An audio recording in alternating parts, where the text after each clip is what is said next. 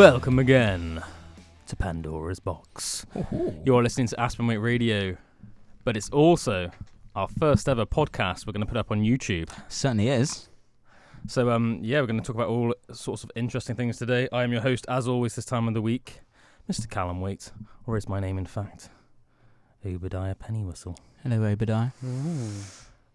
In the studio with me this afternoon, we have Mr. Nathaniel Warren. Hello, hello. Do you want to give yourself an alias this afternoon?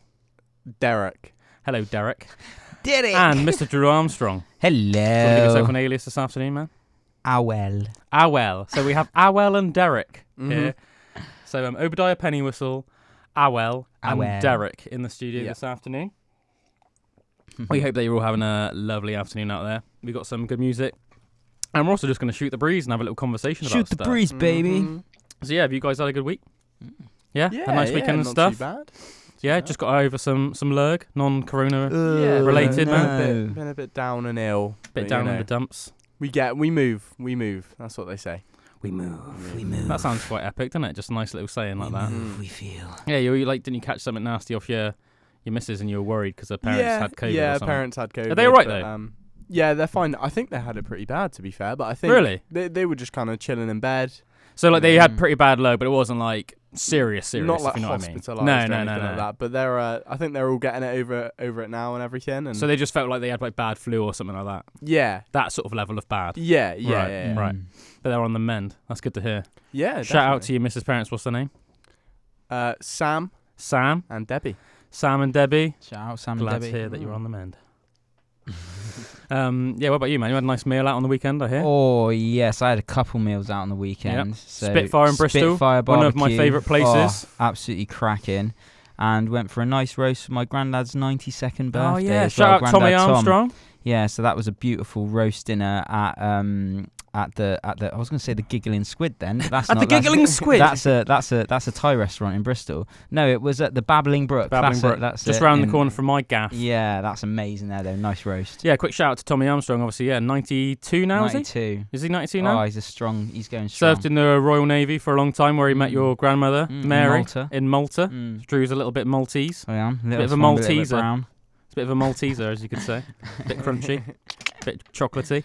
Yeah, baby. Yeah, so shout out to Tommy. And shout out to Spitfire as well. I need to go Spitfire sometime soon. And shout out to Father Glenn for paying for the meal as well. We really appreciate that. Yeah, nice one. Yeah. Have either of you two, I think you said that you might have done, Nathaniel, have either of you two seen the brand new Bond movie? I saw that on the weekend as well. Did you? Yeah, so that in Everyman Cinema. That's what you went to go see? What we went to see in Everyman, yeah. Oh, which is nice. an amazing cinema with just like sofas for Have you seen it, seats. Nathaniel? I have seen it. Oh, sorry, Yeah, Derek. I have seen it. Hey, Derek. Derek and is it Alwyn? Awel. Awel. Sounds very Welsh. Sounds very Welsh. It's just it's owl in Welsh. Is it actually? No, it's not. I was going to say, I'm pretty sure that's like, I was going to say, I don't think it actually is. But It's probably something like Bloodwed. I know Bloodwed is like the owl goddess, isn't it? Bloodwed. In Welsh. Actually, I want to be known as Bloodwed. Yeah? All right, Bloodwed. Bloodwed is, although I think it is supposed to be a female goddess. Oh, that's all right. I'll be female today. All right, yeah, gender neutral or whatever. Me too. Well, we're all gender neutral today. Derek is also gender neutral. It's part of his character. They. Gender neutral Derek is in the hoose. Yeah, so what did you think of No Time to Die? Yeah, it was all right. Do you think it was all right? Yeah, it was pretty good. I enjoyed it. I hadn't actually watched Spectre though. So like I think the story carries a lot on quite a lot. I watched from Spectre the other day and I did you? Yeah, because obviously there's been a lot of like Bond obviously stuff going around in the media. Obviously Bond's such a big movie franchise, like one of the biggest ones, isn't it? Along with things like Star Wars and that. So it just and I can't remember what was on telly the other day. Is it I'll have to check. I'll have to check in a second. But anyway, it was the one that was like after Casino Royale, right? And before Skyfall.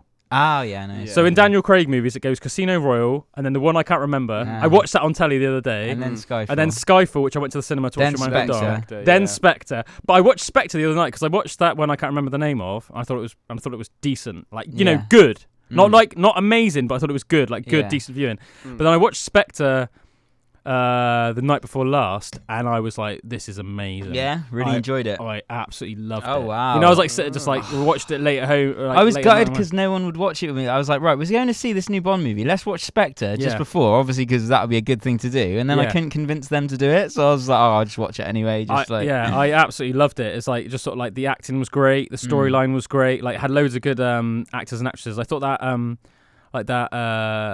like the French lady that plays like this main squeeze in it, like blonde woman. I think she's in the new one as well. No Time to Die. Like, you know, it's like his like his oh missus, yeah. I thought that she was like a really good actress and also just proper beautiful. Like but in like a unique way, you know, had like a unique.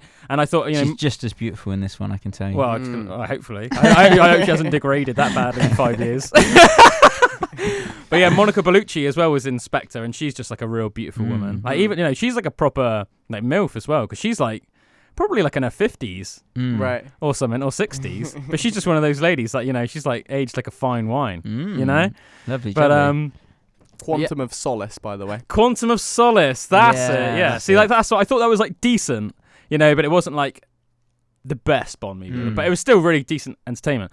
One of the things I also liked about Spectre was that like Dave Bautista, like for anybody that's like a wrestling fan, like he was like, you know, Bautista, like the wrestler, was like world heavyweight champion in WWE. He was like he was the baddie. He wasn't like the main baddie, but he was like one of the baddie's henchmen. But he was like the badass henchman that was just basically just like tracking Bond down like the whole time in the movie, and it was just like just proper like usually, you know, in like the Bond movies, it's like if anybody comes near Bond, he just murks them straight away. Yeah, but it was like they'd fight and like Batista was just kicking his ass sort of thing, and it was like, whoa, you know, he had to like pull out all the stops like to beat him.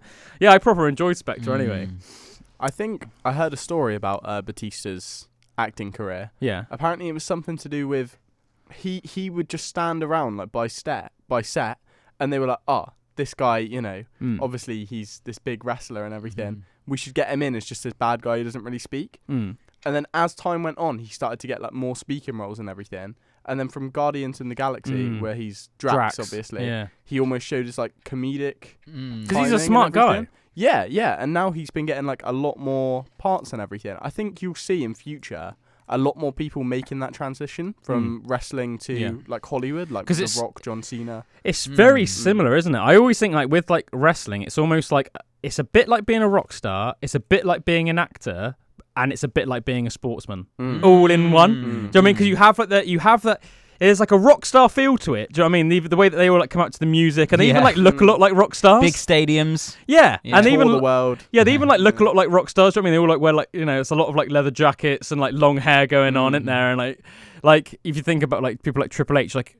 And even like the fact that in real life he was really big friends with like guys like Lemmy Kilminster from Motorhead, you know, and do you know what I mean? He's just very sort of like a rock and roll feel. But then obviously, they're acting, the storylines and that, it's all acting, and it's all sort of like predetermined. Yeah. But then obviously the physicality of it, it's not like, it's more brutal than a movie in terms of like, well, obviously actors have stuntmen, stunt doubles. Trying to do the things that they're doing, Yeah, like even though it's predetermined, it's like, you know, if you get like power bombed, that's pretty savage. Like, you know what I mean? Especially through a cage, thrown off a cage or something. Yeah. Mankind on all those onto all of those like pins and stuff on it. Oh my god! And like you can't like, do you know what I mean? Like when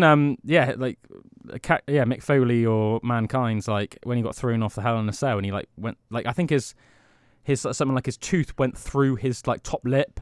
And everything, and like he had like teeth knocked out, and like a bit of his ear got ripped off, and everything. Like this is like life changing like scars. And know? Chris Jericho actually did become a rock star as well, didn't he? Yeah, alongside of it. As I said, there's something like symbiotic, I think, a little bit about, especially with the old school wrestlers. When you do see guys like Triple H and Chris Jericho, it's like they grew up as metalers, and it's like that. You can tell they never lost that.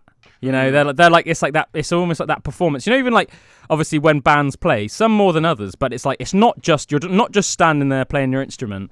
Like you're putting on a show, aren't you? Yeah. And there's definitely, do you know what I mean, that like carries over. Do you know what I mean? That like crosses over. Like I think with like wrestling and stuff a lot of ways.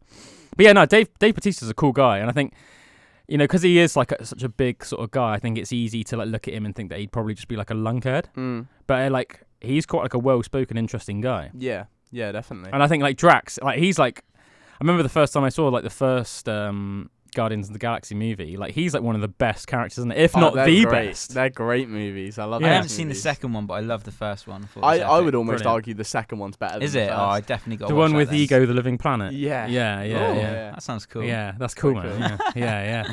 They're both awesome. They're both so awesome, and obviously, like, and they're also obviously in all the Avengers movies and stuff. The Guardians are in it as well, aren't they? But well, I was thinking, like, be an interesting thing to talk about. Like, what would you guys, from like the moment that you were born, if you would have to say, almost like go through in chronological order from like your earliest memory of watching a movie that made a big impact on you, what would you say are like your favorite movies ever, or like your favorite movies ever, the best movies you've ever seen, and also like what movies had the biggest impacts on you? Like, what would you say? What would you say, Derek? Okay. Oh, do you have an answer prepared? I haven't prepared one. I have things in my head that seem obvious to me. Right. I could give you an answer for both my favourite movie and what I think is probably the best movie I've ever watched, because they are the same movie to me.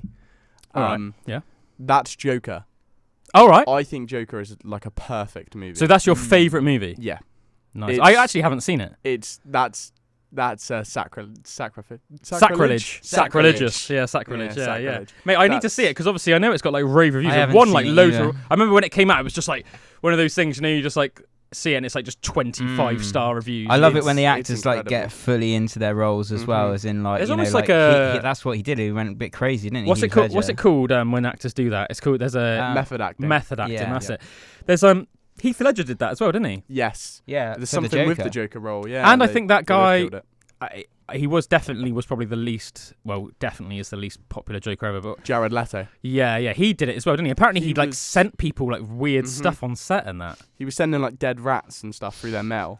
Yeah. And apparently it got to the point where like none of the other actors, they literally didn't want to be around him on set because he got so immersed in the character of the Joker, he literally went like crazy temporarily. And then it was almost like then when the production cut, he just then had to like slowly unravel himself back to being Jared Leto. That's kind of what happened to Heath Ledger. Well, apparently it is, yeah. Yeah. I think it kind of messed him up a bit doing that role and that. Well, I think he was obviously like a very talented actor, but like a very troubled man anyway, like struggled with depression and stuff. But I didn't realise it. I think you can see though, because funnily enough, I actually watched The Dark Knight last week as well.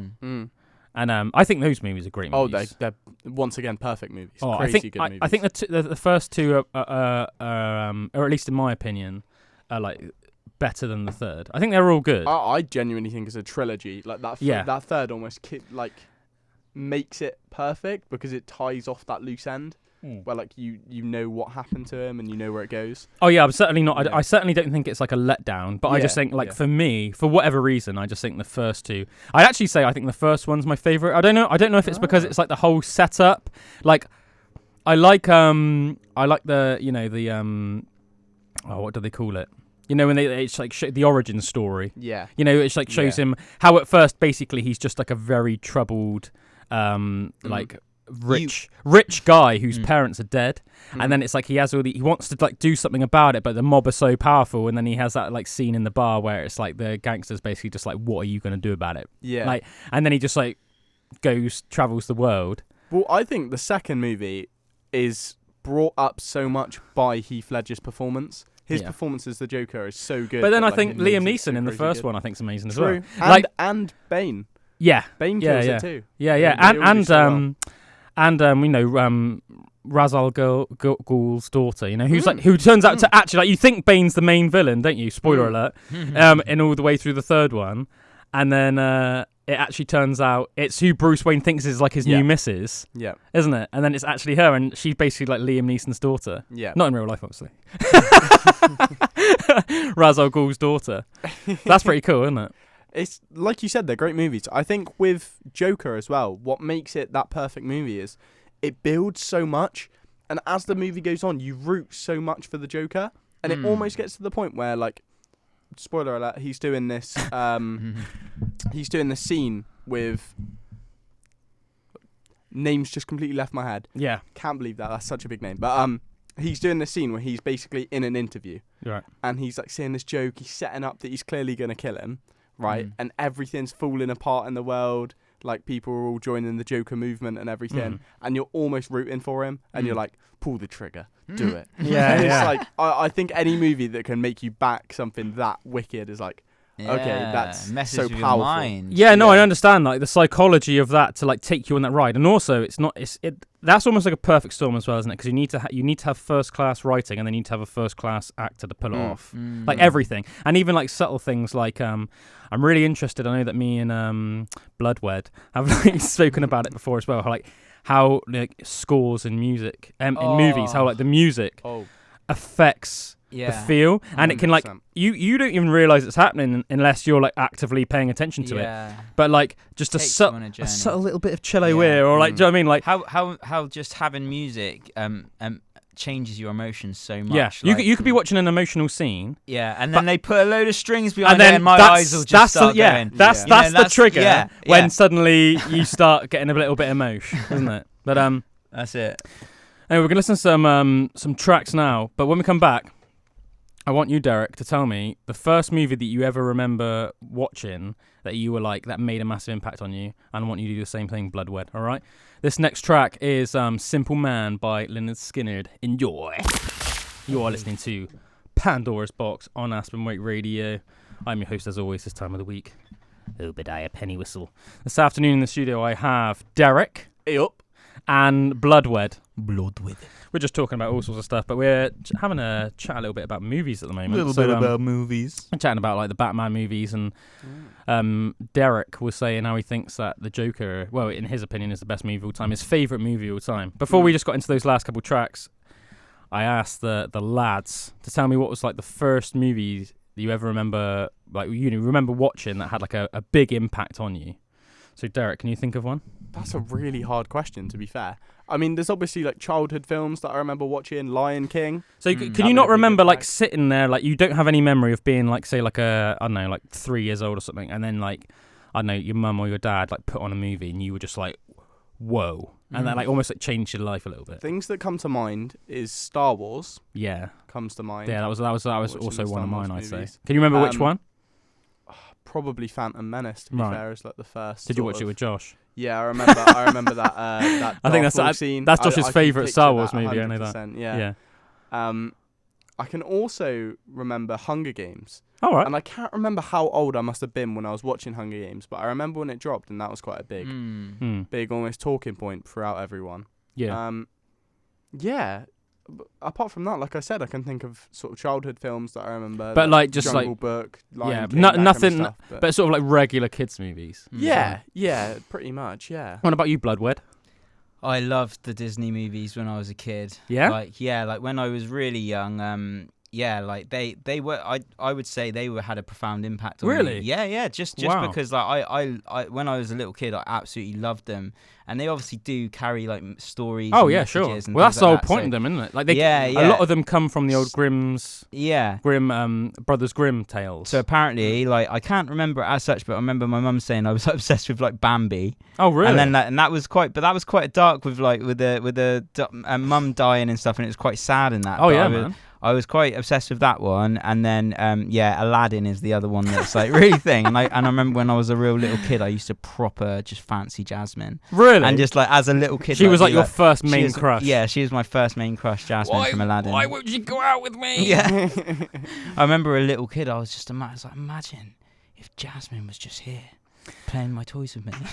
Oh man, that's hilarious. I was like that with Buffy the Vampire Slayer. Oh yeah. I remember like I got so into Buffy when I was probably like about 9 or 10 when it first came out, and I literally just like full on fell like head over heels in love with Sarah Michelle Gellar, and I would just like sit there and I'd just be like, man, why isn't she my girlfriend? Yeah. I mean, it's like little chubby like 10-year-old, just like wondering why this like beautiful like fully grown woman like isn't my girlfriend, who's like literally lives in America, and I was like going to school in Wemden. Stephanie murking those vampires, good. Yeah. It's like funny, isn't it? How you like. But yeah, those what you were saying about how they all carry like tales. Like the whole point of those old like Brothers Grimm stories, which a lot of them were like adapted into Disney movies, is almost like to teach you morals, isn't it? Yeah. And to teach you things, Yeah. to teach you life lessons, which is quite cool, isn't it? Like, because you don't think about it while you're watching it, but it's like subconsciously teaching you that, isn't it? Yeah, that's it. And my mum would get like all the consequences VHSs of those. So we'd like watch. That was probably up to about like 6 or 7 or something. That's probably the only movies I watched. Like pretty much. Really? Like, I don't know. I probably that I remember anyway. Yeah.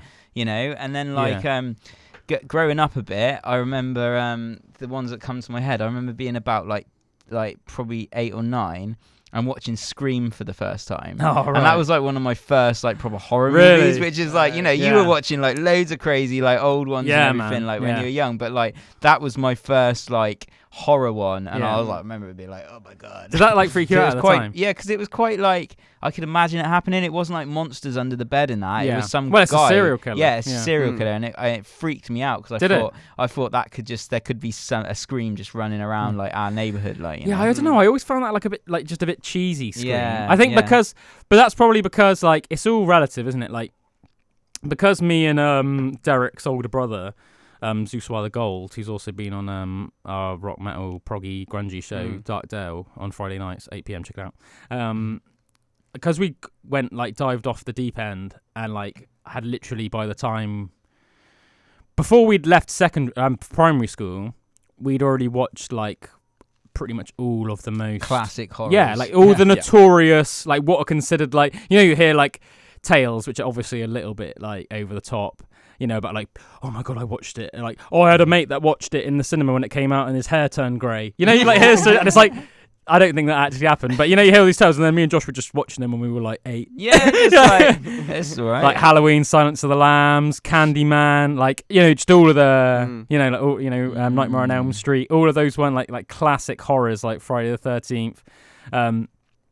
So I think obviously it's all relative, isn't it? So I'd already been like immersed in that, but I think like for me that I can remember like, and it's like a really like profound memory I have. The first memory I have of watching like a movie that had a big impact on me, I was probably about like 3 years old, I'd say. And I remember like, I think it was like my mum went out for the night with like some of her friends, and my old man stuck on Conan the Barbarian. And I remember watching that, and I was just like proper, just like affected my life. This is it. Mate, like to this day, that's almost like I have like a really distinct memory of just sitting there, and I actually think it sort of brainwashed me. Right. But I think like in a good way. I mean, you're like, totally open at 3 years old, man. You're still in those initial stages of what's gonna like affect your life, you know. Yeah. But it was just like, I just remember it was almost like I just downloaded it all into my brain, and then I think this is the way we should live. Yeah, and I think that just had like a massive impact on me going forward. Like everything, like if I think about it, really, like my favorite toys growing up were always just toy swords. And it's like, well, Conan's a story obviously about a guy going around with a sword, essentially. Like, you know, it's like that's always what I wanted to do. In my head, it was almost like my what I wanted to do, like in terms of like if I ever wanted to like play, it was almost like I wanted to like role play, you know, going around with a sword, like killing monsters and like bad guys. That's like almost like what I was like envisioning, you know? Yeah, man. And even like then, and I remember a very early memory as well, probably like around the same time, just afterwards, I remember I watched the first, and this was obviously before the prequels came out, so there was just 3 Star Wars movies at the time. I remember watching like A New Hope, Empire Strikes Back, and Return of the Jedi, and I just loved them as well. So those 4 movies were the ones that definitely had the biggest impact on me. And like started off like to this day, I absolutely love fantasy and sci-fi. Like absolutely love it. Anything, obviously movies that came after that, like, you know, Lord of the Rings and all those other like classic fantasy movies like Willow, and then anything sci-fi, you know, Star Trek, any of that. I love it. Farscape, like.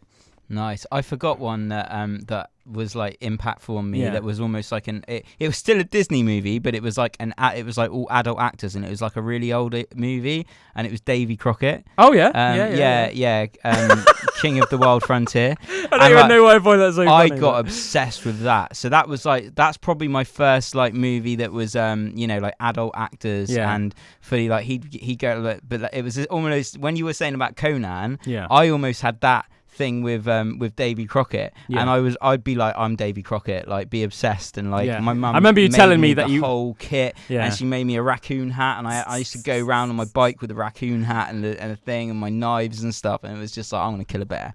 Man, that's so funny. I remember you telling me how much you like obsessed with it and stuff. Yeah. The only other thing I remember watching as a kid that we still watch as tradition every single year is Home Alone.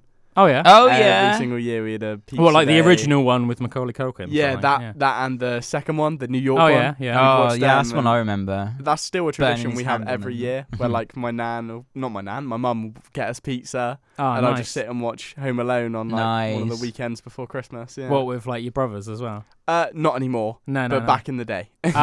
Sure, definitely. So like, what would you say? So like, Joker's your favorite movie, Derek. Bloodwed. What would you say is like either your favorite movie or the movie that you think is like the best because of like X, Y, Z reasons? So, can it be the trilogy? What, Lord of the Rings? Yeah, it has to be, doesn't it? It has to be. I can't just say one of those, but for me, it is just like one movie, you know. Well, I think they come as a package. They come as a package. More so than I'd say any other movie, because I think like with Star Wars, I don't know, it's almost like a little bit different. It was almost like they were like writing as they went along, whereas obviously Peter Jackson adapted it from like a book that you could. I know it was supposed to be split up into. I think it's actually split up technically into 6 books. I want to say. Because obviously people think of it like Fellowship, Two Towers. But it is, it's split up into. But you can obviously buy it as But you can buy it as like one big book. Yeah. And obviously it was all out. So it's like, I don't know. Yeah, it seems different in my mind. That you know, talking about impactful on you and things like that. Like, how old were we when that? 11. Came out 11 years old. So that's pretty young. Just before, I think it came out Christmas 2000. Yeah, so and like I would say that was my instantly like my favorite movie I'd ever seen. And then like, and you know, if there was only like 3 movies I could watch again for like the rest of my life, it'd be Lord of the Rings. Oh, me too. I don't know, like it's like I just can't ever get bored of them. No, I have to just watch them like, so many times, and just like they're so amazing. Just once a year I watch them, and in like every year I enjoy it. I think when I was watching movies and watching fighting and all this stuff, like what I was looking for in a movie was that with the orcs and everything, and the way it's like. I remember like reading them in school, the books in school and stuff as well. But yeah, and just with those, like how everything's like CGI'd now, I just loved in those movies how all the orcs and everything were like practical literally effects. Yeah, they were just people dressed up with prosthetics, so much better, and all of that stuff, so much better. And it makes it so much more realistic. Oh, 100%. You know, when you compare like think about like Lurtz, who's like the big Urukai who kills Boromir at the end of the first one, Sean Bean's character, like he looks like a real freaking thing. Yeah, like whatever you want to talk about, just like a monster. He looks real, whereas I think that's like Jar Jar Binks. Or or like that pink one. You know that in The Hobbit, that like weird pink orc that's like he's quite like chubby and bold. I'm like, you want about the Goblin King? Yeah, the one that like Gandalf kills. He slices his belly in half, like the big fat one. Oh no, I'm not. I'm talking about. The one who gets they have a fight with the goats, and the dwarfs are all on goats and they're up in the mountains. Oh, are you talking about Azog the Defiler? Yeah, he's like white. Yeah, white. The pale orc. That's what they call him. His nickname's sort of like the pale orc. But sorry, I don't know why I thought he was Azog pink. the Defiler. Yeah, I was trying. Jar Jar Binks. I was trying to think of like a pink one. I was like almost like making me think of like a little Jigglypuff or something. But yeah, that's got everything those movies, haven't it? Yeah, I mean the Hobbit movies are still great, but yeah, like I just think like way too much CGI for me in the Hobbit movies. I think that Azog and Bolg, who's like the other one, you know, the one that like Legolas is always fighting in The Hobbit, they would have looked better with practical effects. Because I think the other like you had like Lurtz, who was like and then in the Two Towers, you have Ugluk. You know, who's the one that's like, what do you smell? Man flesh. You know, and it's all like Ugluk. Where they're getting tracked. Like they all look so good because obviously it's practical effects. And then in the third one, you know, you have that orc called Gothmog, the one that looks all like mutated, and he's got like he looks a bit like messed up, and he's got like a weird arm, and he's like leading the armies like into the Battle of the Pelennor Fields. Like all practical effects, and it looks insane. Yeah. Like if that came into a room in the middle of the night, one of those guys with that practical effects, you would be like, what the hell? You'd be like, monsters exist. Yeah. Whereas you can't.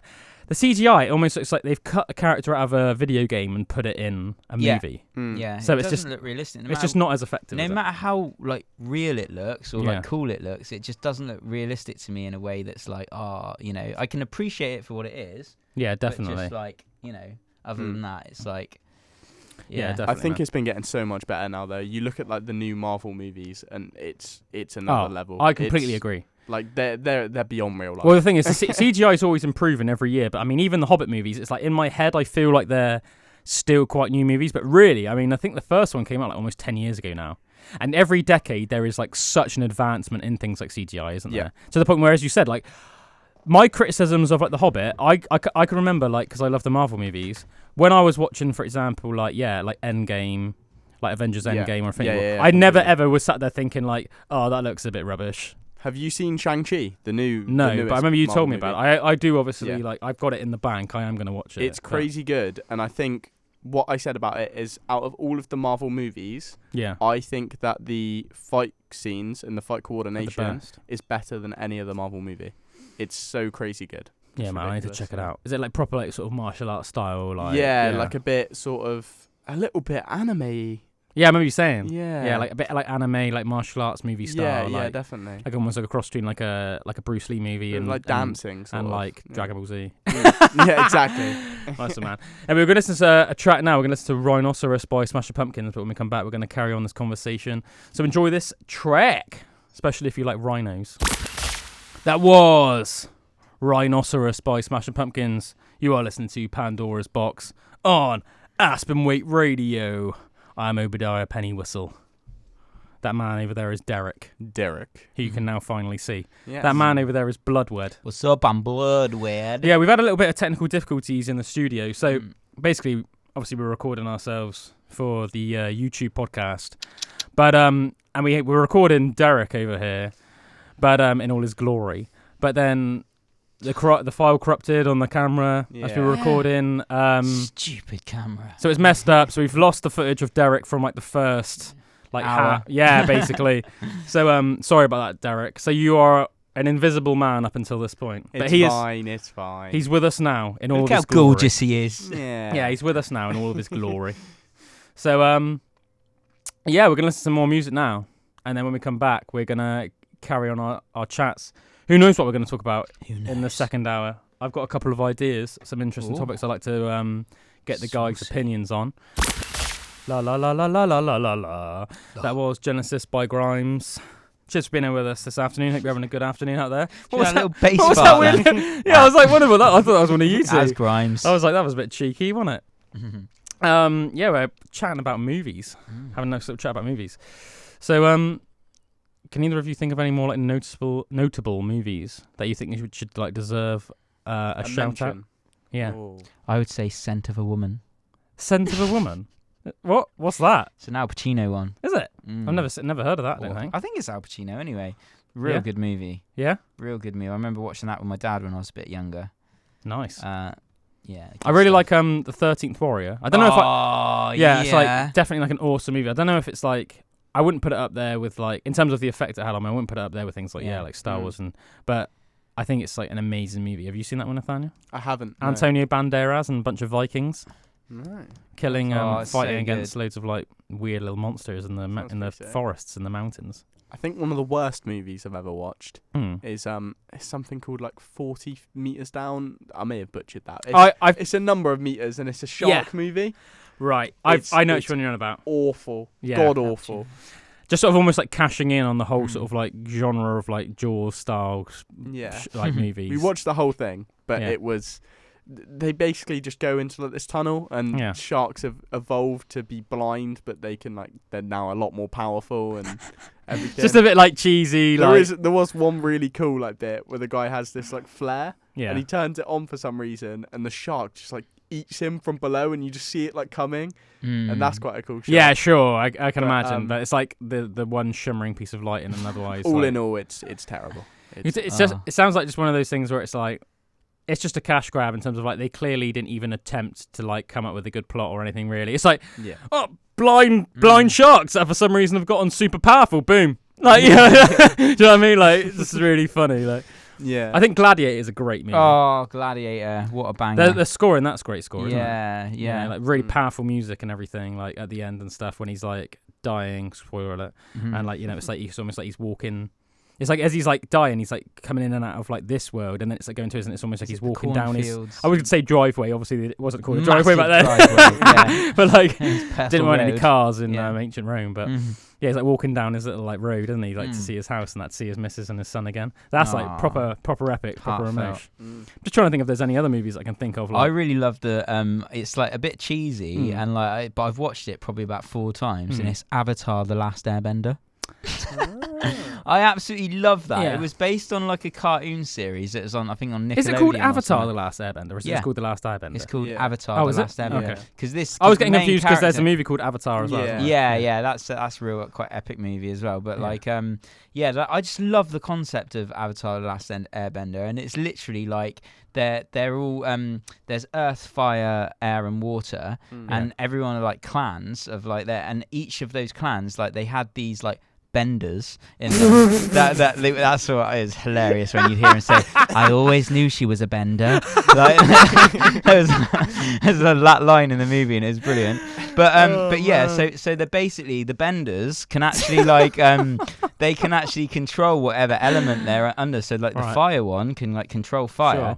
And a bit like, like in Buddhism where the Dalai Lama is supposed to reincarnate all the time. Yeah. So in this, the avatar, the character that was the avatar, would incarnate into like one of the tribes, but they could control all four elements. The master of all elements. Yeah, and they would like create harmony throughout all of the people basically, because you needed that balance of all of it. But the avatar that he was an airbender, the last one. And he disappeared for like 100 years, right? And then the world kind of went into turmoil, and the Fire Nation had like completely like took over everything, and no one was allowed to use their bending skills. But yeah, I mean the movie's all right, and they never made a second one, which I was gutted about because I like the first one they did. But like it's just a really cool concept, like yeah. It's also especially because it's like what you're saying about all the signs, like obviously like in like horoscopes we've all got like a sign. Yeah. So like I'm like I'm an Aquarius, so I'm an air sign. You're a water sign. Yeah. What are you, man? Gemini. Do you know what your element is? Huh? No clue. I know they're scumbags. That's all I do know. You got that? Are you? You're a little scumbag. Apparently it's like. Yeah, they're just two-faced. Oh, really? They apparently like Geminis have got two like split personalities. So like two. I can think of a Gemini that I used to know well who does seem a bit like that. Yeah. Yeah. I think my dad's Scorpios Gemini and well. Geminis are meant to be all the scumbags. I'm pretty sure. That's Mate, but the thing, at the end of the day, though, right? The most sexual just thing is Scorpio. Really? Scorpio, yeah. Oh man, one of my ex-girlfriends was a Scorpio. Yeah. Yeah, that's all I know all about that. Yeah. Mine too. But yeah, I think at the end of the day, like, just like people, like, if you like, whether you believe like horoscopes or not, like, it's all everyone's gonna have their good and bad points, aren't they? It's like you can buy those candles, can't you? Like in Star Child in Glastonbury. Yeah. For anyone that's like watching this or listening to it, so we live quite near Glastonbury. There's this shop called Star Child. Shout out to Star Child, excellent shop. And you can buy like horoscope candles in there. So Aquarius, Cancer, whatever, Gemini. And then it will have like what's supposed to be like positive attributes. Yeah, and then negative as well. So I know that like on the Aquarius ones, it's like like optimistic, like individual, like walks life, in your own like time, something like that. Do you know what I mean? Like your own path, like you're not basically you do things your way. Yeah. But then it's like the bad points. It's like lives in a realm of ideals. Do you know what I mean? So it's like almost like you're a bit of like a fantasist. Do you know what I mean? Like you just spend your life. Air is mind as well. So air is like and Gemini's air as well. Right. Okay. Yeah, and it's like you're a very intellectual guy, Nathaniel. I'd like to think so. Yeah, you are. You are definitely, dude. Especially for a man. I mean, young Derek over here is only 18 years old. Yeah. But I mean, like, man. Yeah, he's got some knowledge on him. You are a smart dude. Yeah, Depends on the day. Both. Well, aren't we all, mate? But both. Everybody I know that knows you would unanimously agree on that. Thank you very much. Man, yeah, gotta give props where it's due. I've never met an 18-year-old that I think is as smart as you. Oh, for real? Man, for real, man. I was for real. I was thinking about this. I was speaking to my girlfriend about the star signs and stuff. Yeah. And I think it's really sad that some of them are so lame. Like, yeah, man. I think you'd think mine's pretty lame. like emotional. Are you Aquarius? No, I'm Aquarius. Cancer. Aquarius is the worst. What? It's so they've all got like a thing, right? So some will be like, I've got. How them all dare up you? Here, right? I take back what I just said, mate. You've got the bull, quite a strong creature. No, right? that's No, Taurus. that's Oh yeah, Taurus. Taurus. Yeah. You've got. I'm just listing off the different ones. You've got. Hey, he's a crab. Yeah, I'm Scorpion. a crab. Crab's all right. Then you've got water bearer. Yeah, mate, I'm bearing all that water. Oh, so you're a water bearer. I'm the water bearer. So what is that? It's a man just carrying a jug. Oh, so it's not an animal. It's not an animal. It's a man carrying a just jug a of guy. You water. haven't got an animal. No, I'm a man carrying a jug. That's what Mate, I mean. I'm a man, so that's an animal. Yeah. I'm a manly Homo animal. sapien is my animal, But but for some reason carrying a jug. Ah. So it's like it's strange in terms of like Hmm. my animal is carrying out a mundane task. Yeah. I'm just gonna carry this jug I was over never here. chuffed with being a crab, to be honest. I like the water, like the emotional side of it. It's apparently supposed to be quite watery, which I can definitely attest to. If that music comes on with the films, I definitely cry. What's Gemini? Is it like a goat or something? Like that? Twins. Twins. Which is, I guess, where Well, like Siamese split twins, personality or? and stuff. No, I just. Well, think you're they're a like, human as well. So what's the difference? because they're like, I imagine they're a bit, fantastical. They can think each other's minds, and so they're not just carrying water for someone.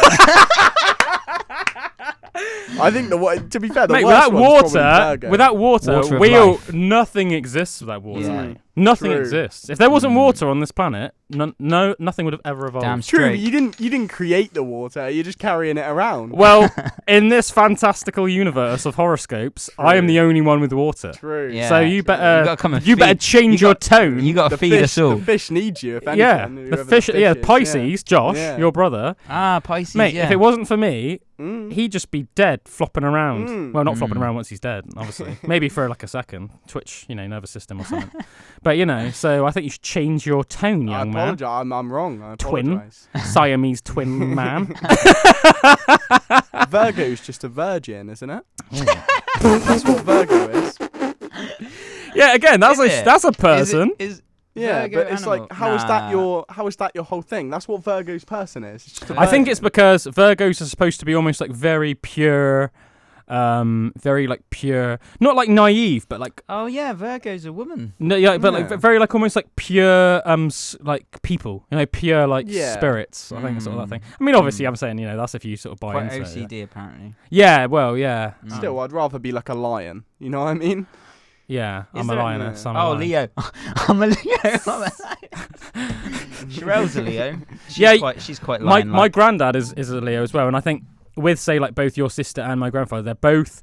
You can see that in them because it's supposed to be like quite fiery and almost like almost like a bit in your face. Yeah. Like both Sherelle and my granddad are like Yeah, that. Like you yeah. walk into the room and like they'll straight They'll away. do anything for you as well. Yeah, But, they're like, very loving and loyal, but it's almost like straight away with a booming voice. They'll be like, Da, da, da, da, da, yeah, da. yeah. It's like, Savannah, my sister, always says that Sherelle my other sister, will just like say it how it is. No matter how much, if like, you know what I mean? Yeah. If you've done some of that, she'll just like, won't My care about granddad's like saying that it. as well. Like, I'll kind of tiptoe around things Yeah. and then pick my bet for the perfect moment or something. Yeah, like, my- Sherelle just Yeah. comes in straight like, ba, ba, ba, ba. yeah, my granddad's like that as well. Like, I remember like my brother walked in like last Christmas and my granddad hadn't seen him in a couple of months and he was like, "You gotten fat, Sammy." Well, I don't know why he said it in a God. Scottish accent. He's got a northern accent. He's like, "You gone fat, Sammy." That's better. That's more like my granddad. Yeah. What about Libra? Libras have just got, it's like weighing scales. That's a Mm. bit boring. That's not even an animal or a person or anything. Yeah. But I think it's more the idea of balance. Yes, yeah. They Mate. bring the balance. Good insight. Good insight, young Mm. Derek. Yeah, no, I agree. That's quite cool. Yeah, as I said, Josh is a little fish. Pisces is a little fish. Or it's two fishes, isn't it? Like, Yeah. yeah. Is it two? And then what's a Capricorn's like a goat merman? Like a Goat. goat? Isn't it like half goat, half mermaid? It is, yeah. That's quite cool, I think. That's better than being a water bearer. Nah, I'd rather be a Sorry to water pick bearer on than a you, goat. but- I Yeah, think. yeah, no, that's cool, man. I can take it. I can handle it. you know? Sagittarius is like a what do they call those things? The horse bottoms and the men top. Centaurs. See, he's like a centaur with a bow and arrow. That's pretty cool. That's isn't pretty it? cool. Yeah. I mean, yeah, that's pretty damn like folky, isn't it? That's pretty Mm. like damn mythological. We like it. What else is there? What are the other ones? Who have we missed any out? Aries. What's an Aries? Aries just looks like straight up goat.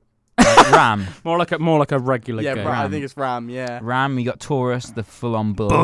The bull. Bull. Yeah, Gemini, the two twins, Yeah. chick twins. Cancer, crab. Crabby. Leo the lion, Virgo the pure virgin. Libra, the balanced weighing scales. Scorpio, the scorpion.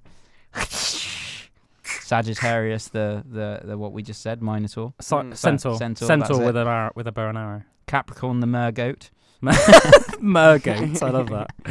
Aquarius, the water bearer, sitting over here, and Pisces. I almost imagined it like the way that we've been talking about it. It's like because like you're gonna have like a photo shoot. I almost feel like when the photo shoot was being done, my guy wasn't prepared. And he wasn't posing, and he was like, so they just caught him in the middle of a mundane task. Yeah, he was just filling up the bath. Like he was posing, but then like they thought they weren't going to take the photo for like a second. So like he turned around to like carry this vase over here, and then they snapped it, and he was like, for God's sake! But then they were like, oh, sorry, we've run out of film. It's gonna have to be that one. Do you think your guy actually has some like secret sort of power, but no one actually knows about it because the photo was taken too late? So now he's just the water. Yeah, I think he does. Yeah, maybe like some god. I think he's ridiculously well endowed. But you can't see because it's always from the side. It's too much water. So it's dangling down by his leg. But if it was straight on, it would change the way that people view Aquarius forever. Oh, fair enough. Yeah, you believe what you want. Mate, truth is in the eye of the beholder. That's my truth. Anyway, I'm talking about fantastical things. I heard some cool stuff the other day. About like sea creatures and sea monsters and stuff like that. Ooh. So obviously the ocean's like a really fascinating place, isn't it? Because like it's just so vast. So there's more ocean in the world, isn't there? Then there's more water than there is actual land. And there's only I can't remember how much percentage of the ocean we've like mapped, but it's not very much. It's a small percentage, isn't it? Would one of you do me a favor and check out how much percentage of the world's oceans that we've mapped? But and obviously the creatures that come from it as well. We don't know all of the creatures from the sea, which is really interesting. So for example, it was only 1994.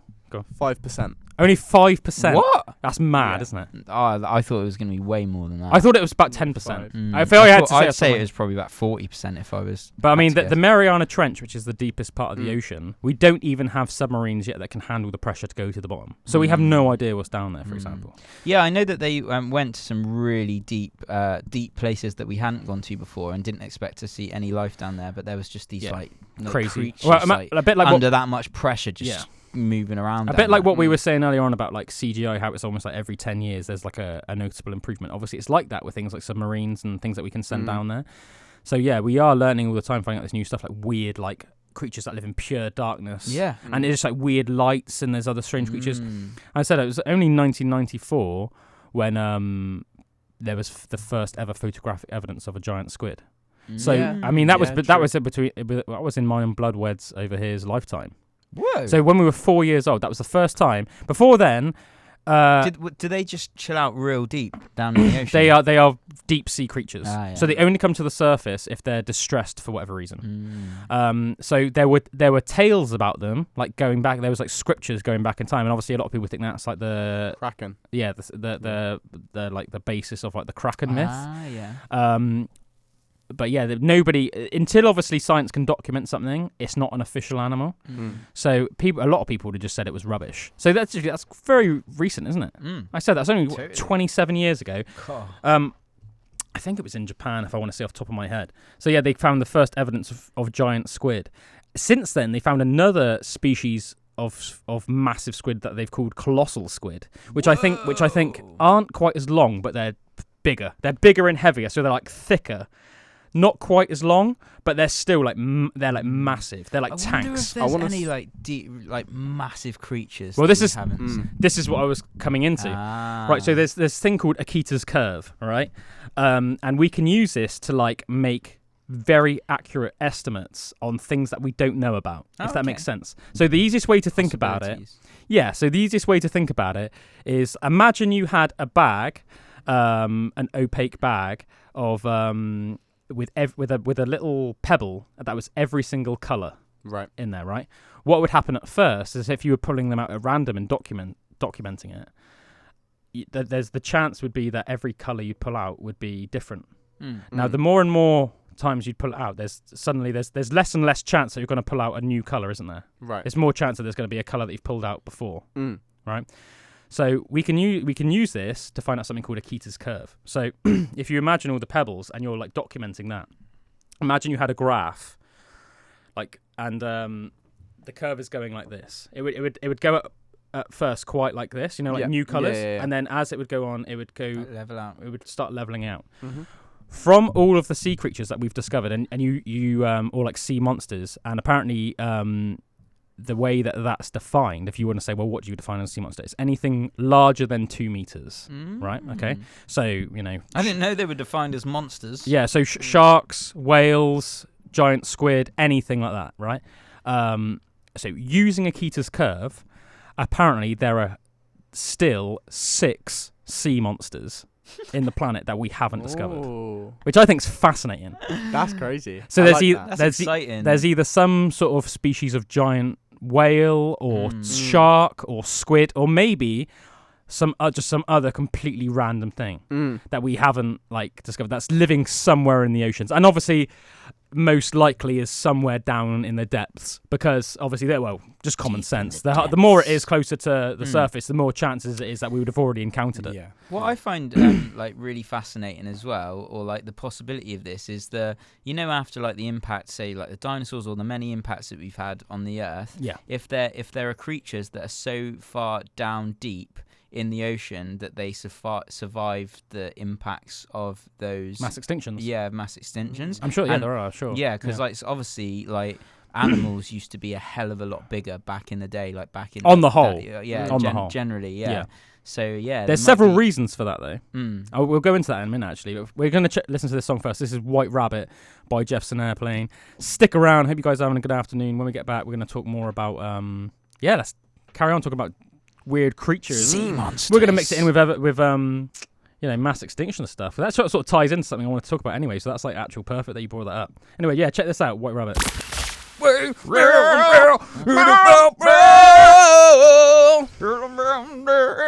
Yeah. Zach Wild, loving Zach Wild. Shout out to Zach Wild, man. Shout out Zach. The most powerful guitarist on the planet. He's a beast. And potentially my illegitimate father. Yeah, so that was Evil Ways by Zach Wild. Before that, we had White Rabbit by Jefferson Airplane. Thanks for being here with us this afternoon. You are listening to Pandora's Box on Aspen Waite Radio. And for anyone out there that's watching on YouTube, this is our first podcast of Pandora's Box. So, thanks for watching, everybody. Hope you're liking all the factuals and opinionatas that are going around today. Before those last couple of tracks, Drew we were talking about deep sea creatures, and I was talking about giant squid and that, and Eachother's curve. And Drew was saying, about animals that maybe have lived in the depths so deep that they would have survived deep in the depths cataclysmic events, like asteroidal impacts, mass. I don't even know if it's possible, but it kind of makes sense. Well, we know for a fact, obviously, that there have been animals that survived mass extinctions. Crocodiles and sharks. Alligators. Crocodiles and sharks were both around during the dinosaur times. I think, just off the top of my head, that sharks might have even been around before the dinosaurs. Whoa. What? Yeah. And dinosaurs, I think, evolved, it's off the top of my head, 330 million years ago. And they died out 65 million years ago. So to think that's sharks are canny creatures. They're canny creatures. They're jammy little devils to survive that long. I know that the reason that they think that crocodiles can survive so long is A, because they can just digest pretty much anything, and B, because they are so cold-blooded they can just go ridiculously long amounts of times without food. Right. So say there was a massive cataclysmic event for whatever reason. The reason why obviously a lot of mammals would die out is because we've got such fast metabolisms and everything. It's almost like there's only so many days you can go without eating and drinking water before you die. Whereas a crocodile, it can go months. They feel prehistoric. Yeah. When you look at a crocodile, they don't feel like they're from our No, I know what you mean. Yeah. It's almost like someone's dropped an animal from the prehistoric times just where we are. And it's the fact that they're unchanged. Don't get me wrong, there's different subspecies, but there were crocodiles around during the period of the dinosaurs that would have looked 99%, maybe even 99.9, exactly the same as modern day crocs. Do you guys know much about those giant crocs like Sarcosuchus and Deinonychus? Sarcosuchus. No. Those two, and I think there's one called Purosaurus as well. So Purosaurus, I want to say it's called Deinonychus. I hope I'm not messing that up. Deinonychus, I definitely know that's Purosaurus and Sarcosuchus, right? The biggest crocodiles that have ever lived, and they were massive. They would have made like modern day saltwater crocodiles and like big Nile crocodiles can get to like 20 feet long. I can't remember how big Deinonychus, Sarcosuchus, and Purosaurus were off the top of my head. Oh no, that's not what I'm thinking of. That's a raptor. Yeah, I know it's Dine something. Would you do me a favor, Derek? Would you type in largest ever crocodiles? Largest ever crocodiles. I know that Purosaurus and Sarcosuchus is one of them. It's definitely something that starts with like Dino, something like Deino. Anyway, they were like big old boys. They were like obviously they'd evolved to be big enough to like take down dinosaurs. So they would wait. It's the same way that you can watch like wildlife documentaries and there's like there'll be like a Nile crocodile waiting on the riverbank in like Africa, and like if like a zebra comes too close, he'll just grab them, pull them in. Those powerful jaws. Yeah, they had to be big enough to obviously take down things way bigger than horses. So number 5, Deinosuchus. Deinosuchus. So that's what I'm thinking of. So. And they were like colossal. Like I know that they were like over like 2 or 3 times the length of modern day crocs, and like so the biggest one that they've got on here is the Sarcosuchus Imperator. Imperator, yes, 41 feet. Whoa, it's quite big, isn't it? That's a long boy. How long's a bus? I'm not sure. I know that the biggest salties nowadays get to like 20 feet long. That's still really. But I think it doesn't. I think even when you hear 40. Did you say 41 feet? Yeah, 41 you feet. can't comprehend it, can you? No, because I think unless you saw it in person, just the statistic doesn't do it justice. Because I think just want to ride it. Yeah. Yeah. Because I think as well, when you hear just the length, it doesn't necessarily put into perspective like the girth that comes with that. Do you know what I mean? Like, obviously, as something every like foot longer something is, it so I think expands outwards as well. I think you'd really have to see, like, say, like, be stood next to, like, the skull of one. Yeah. To appreciate, and I think, really, like, the skull of one, you could, it'd probably pretty much eat you in one bite. I find interesting, or, like, I wonder why this is, just from what you said about how much longer a crocodile can last because of they're cold-blooded. Like, why, that seems to be, like, a good trait. Like an evolutionary advantage. Yeah, sort of why did we develop as warm-blooded? Do you know what? I'm going to have to rattle my brain because I've definitely looked into this before and watched. Do you know what I mean? Like you think, if there's less food that you need and stuff like that, you just want to be cold-blooded, really. I know there are some advantages. So, for example, I think like cold-blooded animals have to spend large portions of their life essentially being sedentary. Yeah. Right. Whereas obviously as warm-blooded creatures we can run around like crazy chickens. Yeah. So like if you think about it, like a crocodile spends 99% of its life just like that. Yeah. And then suddenly snap, you know what I mean? And then it spends the rest of its time like that again. Whereas if you think about say like a cheetah or a gorilla or anything a dog, anything that's a mammal, anything that's warm-blooded, they're all like very like fast-paced animals, aren't they? Like constantly. I guess you almost think that back in the day, they needed to hunt all of these predatory creatures. So it makes sense for them to almost be instilled to preserve their energy and then strike. Whereas now, when there's not that much need for it, and we're a lot of social animals where, we just sort of breed, and that's really the purpose of us, it probably makes more sense to be getting around and doing more stuff. Yeah. I don't know, there's definitely a few reasons. Off the top of my head, I can't remember all of them. But it's definitely an interesting thing to look at. We'll talk about it maybe next week, so I'll definitely look into it again. But I have heard a couple of evolutionary advantages, like both for and against. For example, I know that, I'm pretty sure, for example, that, I think, is it great white sharks are, like, randomly warm-blooded. Even though they're fish, but as a result, they can only live in certain waters. Okay. That's why they stay like near Australia and stuff. Cause it's warmer seas. Cape Town in South Africa, Australia, places like California in America, in like warm seas. Whereas some species of animal, like if cold-blooded certain animals, they could just, could live wherever. Like orcas. Yeah. Like an orca can go wherever. But then orca is a warm-blooded animal. But orcas are the main predator of the sea. Oh, they're crazy. Oh, don't get Calum on orcas. He loves them. They are like the OGs. Yeah, they are literally like the crown prince. They are Crown Prince Orca. They are the kings of the ocean. They got different languages. Did you know that? Yeah, they literally have different languages. That's crazy. So an orca pod, say, that's living off the coast of Norway, will have a different language than, say, an orca pod that lives off the coast of Florida. Well, like an accent.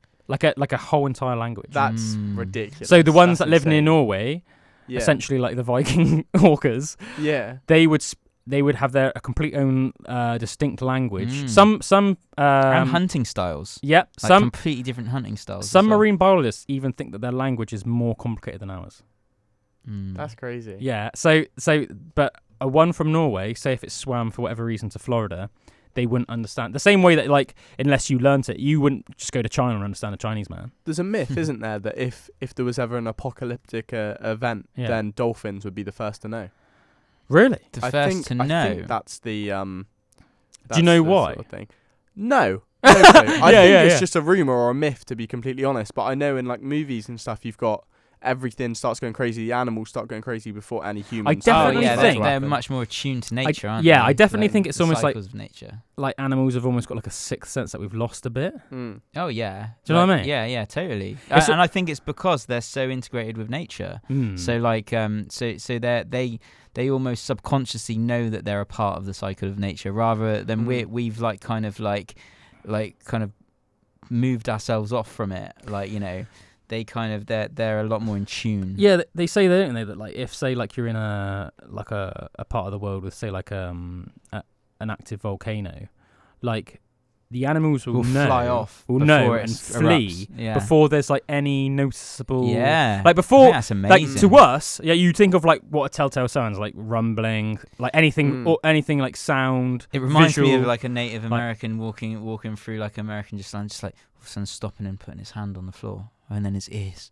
Or like Aragorn. Going back to you know when Aragorn's like trucking the orcs, he just puts his ear to the ground and he's just like pack of 30 Urukai. That way a day ago. And it's like, what the hell? But one thing that's also that you just reminded me of is and I literally like heard this last week. I can't remember where. Apparently some guy was doing like some research into domestic dogs and cats, right?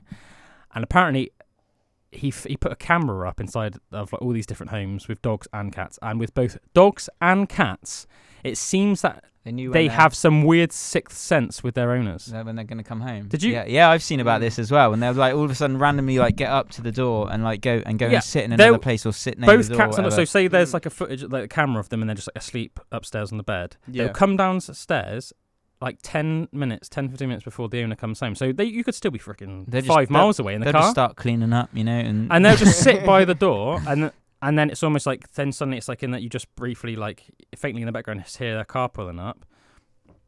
And then it's like, it's like they just know. Is that just through routine, do you think, or...? I think that could be a part of it, but I think the way that they were talking... it was like... I think the way it was talking about it was like, it was almost like... Because it was like randomized, so it's like it was almost like they somehow knew regardless of what time. That's crazy. If that's how it is, like I understand if it was through routine, it makes more sense for them to know. But if it's like they're just coming home at random times and the cats are don't get me wrong, there could be. Obviously, I am no means an expert on this, so there could be a way of explaining this, like as you said, routine related, something like that. But from the way I heard it, it was almost like the guy that was talking about it was like in so much awe, because it was almost like he was making out that it was completely random. Like it didn't matter if you were coming home at 10:30 a.m. or 5:30 p.m. or 11 p.m. Like it was just, you know. It's crazy. That is crazy. I like the idea of animals being able to talk to each other. I like the idea of... I was looking around then and thinking, it's such a funny thought that we're all sat here in chairs with mics up to our faces, having a chat about animals. Just imagine for a second, like a couple of birds doing this in a little trio. I think it's when you start thinking about communication and what communication means. You know, like we communicate through language, but like a lot of it is it's language, but it's also body movement and all of that kind of stuff. Like I really do think that animals communicate with each other. Yeah, I think that, but it might not be through language. You know, it's just through a whole myriad of different ways. I think it's like you can only judge things on your own experience. So I think that it's hard for our minds to get around like the ways that other animals could communicate, like you were just saying, blood wed. But it's like, I think to us you might hear like a bird tweeting and it might just sound like a random noise, but we need to understand that. We know for a fact... There's got some meaning to that. Yeah, word. And you know for a fact that there are like some species and like a certain call means that like a predator is coming from this direction. Yeah. And like we know this for a fact. Like deers have certain noises that they make, and it would mean like there's a man with a rifle coming in from the south, and like the deer will know and run north. Yeah. We know that for a fact. Or like as you said, like a bird. And dolphins as well. They've got like their clicking and the way that they communicate through language. But I think like because they're so intelligent, I think that almost seems like more accepted. But I think what we need to start opening our minds up to is that even like birds and squirrels and deers, things that we think of as like not particularly intelligent creatures, I think that most animals do. A good example of that obviously would be things like ants and stuff. Like in terms of like they're very stupid. Like an ant on its own, he doesn't know anything. Yeah. But they work collective intelligence cohesively far better than humans do. I find that crazy. Like when you think of like that it becomes like one organism. Like they on movies they allude to this sometimes, like the Dark Crystal. Do you know, like all the arachnids? They're almost like one being. Yeah. Like, and I think with ants and things like that, it kind of moves into that territory like a as well. hive mind. Yeah, or like when you see like when you see the murmurations in the skies of the birds, and they're like this like weird. You look at it and the way that they're kind of all flying together and everything, and it becomes this one like almost like energy thing that you can just see in the sky, like all moving and that, and it's just so cool. And there's some collective kind of like. Yeah, like there's something going on. There's something going on there. It's a bit like saying linking them with bees and that stuff. It's like they all know their role. Yeah. Somehow they have a role and they all know what their role is and they all just carry it out. Yeah, like even that's instincts. just amazing. Like they're so connected to their instincts that they just know without thinking. But it's more than that though as well, isn't it? Because it's like, say like one ant comes across like the carcass of something. Like then somehow it like sends that message back to the colony, and then suddenly just hundreds and thousands just get sent out. What about almost like psychic link? Do you think that could be something, or like how would that ant, like you say, how would that signal get to the colony? I think with some animals there might be something going psychic on. Psychic link. I really all this like connection to the hive mind thing. That's like, that kind of thing. Like you're always kind of connected to it. It's like twins. Like you think about there's that theory, isn't there? Like with twins, like they're like always connected. I remember watching a documentary once on that, and then apparently like a guy, his twin died, and at the time the guy that was who was still alive, he was working. He like repaired power lines. That's what he did for a living. Right. Apparently he was up like a power line, and his twin brother died. And when he did it, he just said his heart was just like got this like shock. And then it was just like suddenly he was just like, my brother's died.